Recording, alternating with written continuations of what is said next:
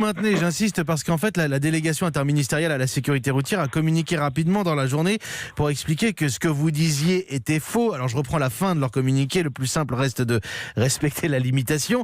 Mais ce qu'ils disent, c'est qu'il faut faire attention et précisément ne pas vous écouter parce qu'ils ont un jugement de la Cour de cassation qui sert de jurisprudence dans ce débat. Ils disent attention, c'est faux. Quand on a reçu un PV pour avoir dépassé les 80, on devra le payer. Oui, alors effectivement, écoutez, c'est pas la première fois que la sécurité routière dément des informations. Parfois elle a raison, puis parfois elle n'a pas raison. Elle met en évidence un arrêt de 2006, c'est effectivement le cas. Moi, je mets en évidence un autre arrêt un peu moins poussiéreux de 2016, où la Cour de cassation a validé le principe de la rétroactivité de la loi pénale.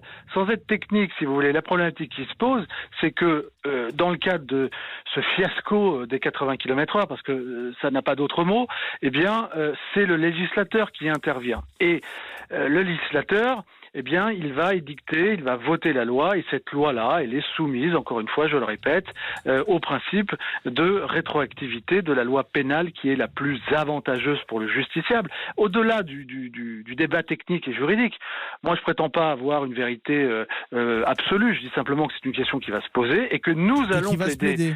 Mais bien sûr, et nous allons plaider ces arguments-là.